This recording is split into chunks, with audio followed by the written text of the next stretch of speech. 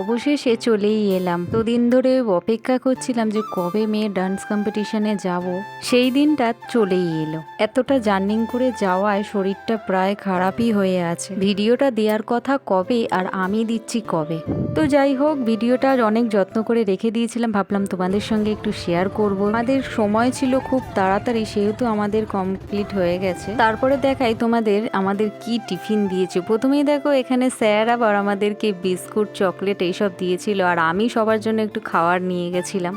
টিফিনে দিয়েছিল সুজির হালুয়া টাইপস কিছু একটা, আর খাস্তা কচুরি। সেই সবই তোমাদেরকে একটু ঘুরিয়ে ফিরিয়ে দেখাচ্ছি আর কি। আমাদের হয়ে গেছিল প্রায় অনেক সকালে, কিন্তু আমরা বসে বসে একটু প্রোগ্রাম দেখছিলাম। বাচ্চাদের গ্রুপটার পরে যে গ্রুপগুলো আসছিল, মানে একটু বড় থেকে, তাদেরগুলো প্রায় দেখার মতো ছিল। গাড়িতে করে যাওয়া মোটেই আমার অভ্যেস নয়, তবে একটু অভ্যেস হয়ে গিয়েছিল, কারণ বেশ ঘন ঘন একটু এদিক ওদিক ঘুরতে যাওয়া হয়েছিল, তখন একটু অভ্যেস হয়ে গেছিল। এখন আবার অভ্যেসটা খারাপ হয়ে গেছে। শরীর খারাপ নিয়ে কিছুটা সময় আমি দেখতে পেয়েছিলাম, কিন্তু বেশিটা সময় আর দেখতে পারছিলাম না। যেহেতু আমরা সবাই মিলে একসাথে গিয়েছিলাম, সেহেতু ভাবছিলাম যে সবাই একসাথেই আসবো, কিন্তু সেটা আর হলো না। এই দেখো এদের যে ব্যাপারটা কি হলো সেটা আমি ঠিকঠাক বুঝতে পারলাম না, কিন্তু ভিডিওটা নিয়ে নিয়েছিলাম। বলেছিল এদের সবাইকে একসাথে গান করতে, মানে লিপসিংটা করতে। এরা কম্পিটিশনে সবাই একই নাম্বার পেয়েছে, সেজন্য এদেরকে একটা গান চালিয়ে দেওয়া হয়েছিল, আর বলেছিল তোমরা শুধু লিপসিং করবে। তাই সেইটাই দেখছিলাম, আর ভাবলাম একটু ভিডিওর মধ্যে নিয়ে নিই। এতক্ষণ তো দেখলে আমরা পৌঁছে গেছি, কিন্তু আসলটা দেখো। নমস্কার, আমি আপনাদের প্রিয় ছোট্ট শ্রী পর্ণালী।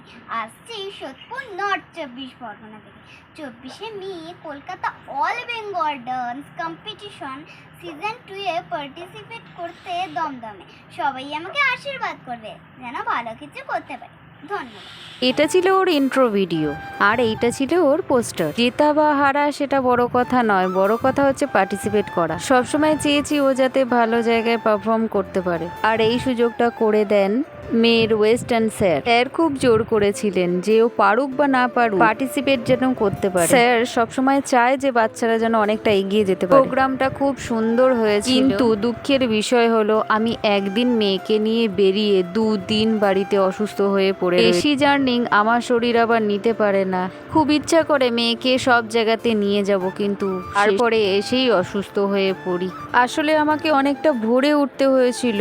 ভোরবেলা উঠে আবার আমি একটু রান্নাও করে নিয়েছিলাম, কারণ বাইরে কি পাবো না পাবো বা বেরোনোর সুযোগ হবে কি না এই ভেবেই একটুখানি খাবার ক্যারি করেছিলাম। ভেবেছিলাম মেয়ের নাচের ভিডিওটা পুরোই তুলবো, কিন্তু বিশ্বাস করো স্টোরেজ ফুল হয়ে যাওয়ায় নাচটা পুরো তুলতে পারিনি। তবে যেটুকু তুলেছি সেটুকু তোমাদের সঙ্গে কিন্তু শেয়ার করলাম।